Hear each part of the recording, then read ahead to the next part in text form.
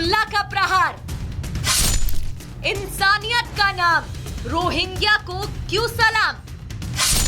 Rohingya के संग NC, vote bank की बेबसी। रोहिंग्या शब्द सुनते ही पूरे देश के जहन में एक ही बात आती है, वो है घुसपैठिया, यानी देश में धोखे से दाखिल होने वाला। ये बात जम्मू कश्मीर के मुख्यमंत्री उमर अब्दुल्ला को भी पता है और महबूबा मुफ्ती को भी। लेकिन क्या वजह है कि जब उपराज्यपाल ने रोहिंग्याओं की पानी की सप्लाई काटी तो दर्द उमर अब्दुल्ला को होने लगा और महबूबा मुफ्ती को बेचैनी महसूस होने लगी। उमर अब्दुल्ला का दर्द तो इतना बढ़ गया कि उपराज्यपाल के आदेश का विरोध करने लगे। अब जरा जम्मू कश्मीर के मुख्यमंत्री उमर अब्दुल्ला की ये दलील सुनिए। गवर्नमेंट ऑफ इंडिया ये बताए कि इनके साथ करना क्या है। जब तक वो यहाँ पे हैं तब तक तो उनका थोड़ा बहुत तो देखभाल आपको करना होगा। हमने उनको यहाँ लाके बसाया नहीं, उनको लाया गया, यहाँ बसाया गया। अगर मरकज़ की पॉलिसी बदल गई है तो उठा के ले लीजिए उनको, जहाँ ले लेना है ले लीजिए। लेकिन जब तक यहाँ पे हैं उनको जानवरों के साथ उनका सलूक तो नहीं किया जा सकता ना, इंसान है। उमर अब्दुल्ला की बात सही है, इंसानियत भी कोई चीज है भाई। लेकिन उमर अब्दुल्ला साहब, आप उस वक्त कहाँ थे जब कश्मीरी पंडितों को अपने ही घर से भागने के लिए मजबूर होना पड़ा था? उस वक्त आपकी इंसानियत कहाँ मर गई थी? रोहिंग्यास के प्रति बिल्कुल भी टॉलरेंस नहीं होनी चाहिए। जो यहाँ पर आकर के हमारी एकता, अखंडता और सुरक्षा व्यवस्था से कहीं ना कहीं खिलवाड़ है और इसकी पूरी जांच की जानी चाहिए। कौन लोग इसके पीछे थे जब इनको लाया गया था। अब इनको जल्दी से जल्दी एक प्लान के तहत, ठीक है, जब तक वो यहाँ से नहीं जा पाते, लेकिन उनको वहाँ पर रख करके कनेक्शन देना ये गलत है। खेल वोट बैंक का है।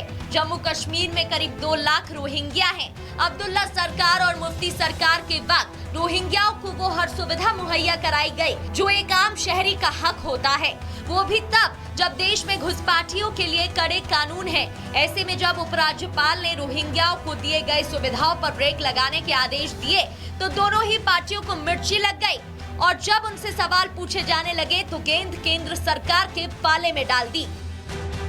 Bureau report, Republic Bharat. और अब बात करते हैं पाक की नापाक हरकतों की। पाकिस्तान अपनी हरकतों से बाज नहीं आता है। वो नित नए पैतरे अपनाकर भारत में अपने घुसपैठिए भेजने के लिए लगातार कोशिशें करता है और यही कारण है कि अब अपने नशेड़ियों को पाकिस्तान भारत भेज रहा है और इसके पीछे उसकी सबसे बड़ी वजह जो है वो ओछी मानसिकता नजर आता है। देखिए इसी से जुड़ी ये रिपोर्ट।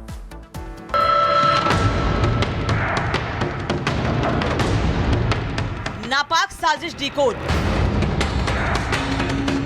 बारूदी साजिश डिफ्यूज, आईएसआई के प्लान का भंडाफोड़। पाकिस्तान की खुफिया एजेंसी आईएसआई के एक और नापाक साजिश का खुलासा हुआ है।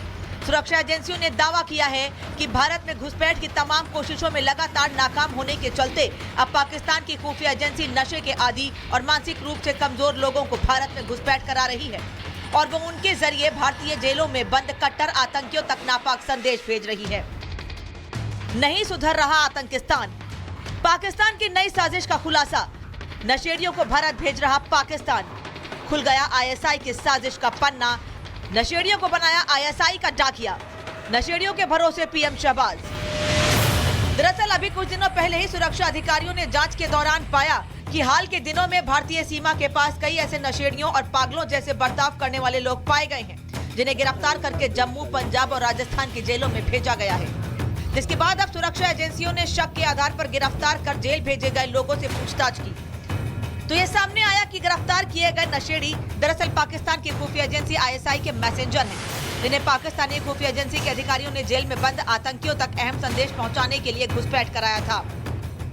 बहरहाल भारतीय सुरक्षा एजेंसी ने पाकिस्तान की खुफिया एजेंसी की एक और साजिश को बेनकाब कर दिया है, लेकिन जिस तरह से तमाम चेतावनी के बावजूद पाकिस्तान अपनी हरकत से बाज नहीं आता दिख रहा।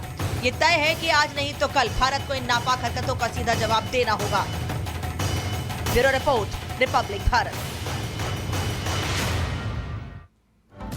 और अब बात बांग्लादेश की करते हैं। बांग्लादेश में अल्पसंख्यक हिंदुओं पर जो अत्याचार है उसके खिलाफ भारत ने जो कड़ा रुख अख्तियार किया उसकी हर तरफ तारीफ हो रही है। साधु संत से लेकर आम जनता तक भारत को उस फैसले के साथ खड़े हुए हैं जब भारत ने इस पर अपनी आपत्ति जाहिर की है। रिपोर्ट आप सबको दिखाते हैं। बांग्लादेश के हालात जो बदले माने वो आज भी पटरी पर नहीं लौट सकते। हालात सुधरने की बात तो दूर है, स्थिति तो ये हो गई कि अल्पसंख्यकों के लिए बांग्लादेश नर्क से बदतर हो गया। हिंदुओं के धार्मिक प्रतीकों पर हमले से लेकर आए दिन होने वाले हमले रोजमर्रा की बात हो गई और ये सिलसिला बदस्तूर आज भी जारी है। हालांकि इस पूरे घटनाक्रम को लेकर भारत में उबाल है। भारत सरकार भी मामले पर बेहद गंभीर है, जिसकी एक झलक भारत के विदेश सचिव विक्रम मिस्री की बांग्लादेश यात्रा में देखने को मिली। At the same time, we also had the opportunity हमने हाल के घटनाक्रमों पर चर्चा की और अल्पसंख्यकों की सुरक्षा से संबंधित चिंताओं से उन्हें अवगत कराया। हमने सांस्कृतिक और धार्मिक संपत्तियों पर हमलों की खेदजनक घटनाओं को उठाया।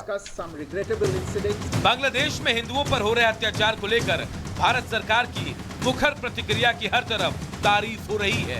साधु संतों से लेकर देश की आम जनता सरकार के इस फैसले को सराह रही है। बांग्लादेश में वहाँ की गवर्नमेंट चेंज होने के बाद अल्पसंख्यकों पर, हिंदुओं पर लगातार अत्याचार बढ़े हैं, मंदिरों पर हमला हुआ है और हमारे देश के विदेश सचिव ने जाकर के ये चिंता वहाँ पर व्यक्त की है। अब हम उम्मीद करते हैं कि बांग्लादेश सरकार भारत के इस चिंता को स्वीकार करके अपने देश के अल्पसंख्यकों अर्थात हिंदू और जो लोग भी हैं उनकी सुरक्षा करेगी। वो अफगानिस्तान और तालिबान की तरफ भाग रहा है बांग्लादेश। भारत को बहुत कड़ाई से उनको निवेदन कर देना चाहिए कि वहाँ के हिंदुओं की सुरक्षा हो। वार्ता ही न करे, कार्रवाई करे। ये वार्ता का अब समय सीमा समाप्त हो गया। बांग्लादेश में हिंदुओं पर हो रहे अत्याचार को लेकर हर तबके में भयानक गुस्सा है। राजनीतिक रूप से एक दूसरे के विरोधी भी इस बात से सहमत दिख रहे हैं कि बांग्लादेश में हिंदुओं पर अत्याचार हो रहे हैं। खुद बंगाल के मुख्यमंत्री ममता बनर्जी इस बात को मान रही है कि बांग्लादेश की तरफ से उकसावे की आग भड़काई जा रही है। बिहार दखल करबो, उड़ीसा दखल करबो, आमी बोली भाई ভালো থাকবেন, সুস্থ থাকবেন, সুন্দর থাকবেন। কিন্তু এত বড় হিম্মত আপনাদের কেন কারো নেই যে বাংলা, বিহার, উড়িষ্যা সব নিয়ে নেবেন আর আমরা বসে বসে ললিপপ খাবো? এটা ভাববার কোনো কারণ নেই। তাই আমি মনে করি ভারতবর্ষের অখণ্ড আমাদের সকলের অখণ্ড। फिलहाल बांग्लादेश के मुद्दे पर भारत से जैसी एकजुटता की उम्मीद थी वैसी ही दिखाई पड़ रही है। दिल्ली से लेकर पटना तक, भोपाल से लेकर नोएडा तक लोग एकजुट हैं। देश का शायद ही ऐसा कोई शहर होगा जहां इस बात को लेकर धरना प्रदर्शन ना हो रहा हो।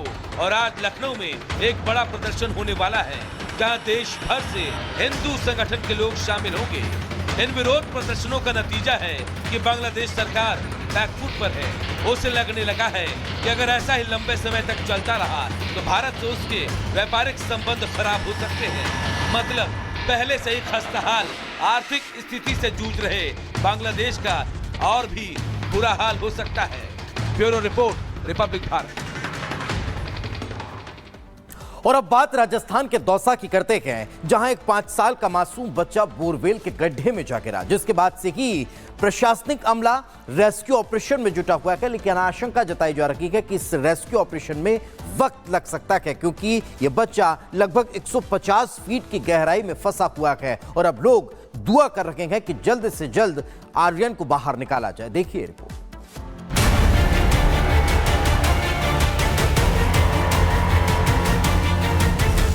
6 बुलडोजर, आधा दर्जन ट्रैक्टर और 20 लोग और मौत के खिलाफ जंग। ये राजस्थान का दौसा है।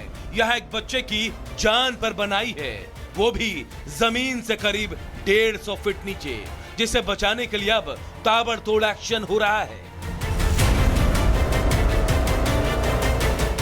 राजस्थान के दौसा में अभी 2 महीने भी नहीं बीते और फिर से लापरवाही का एक मामला सामने आ गया है, क्योंकि नांगल के कालीखांड गांव में बड़ा हादसा हो गया। यहाँ एक मासूम बच्चा गहरे बोरवेल में गिर गया। बच्चे के बोरवेल में गिरने की खबर मिलते ही प्रशासनिक अमला मौके पर पहुंचा और फिर शुरू हुआ ऑपरेशन आर्यन बचाओ।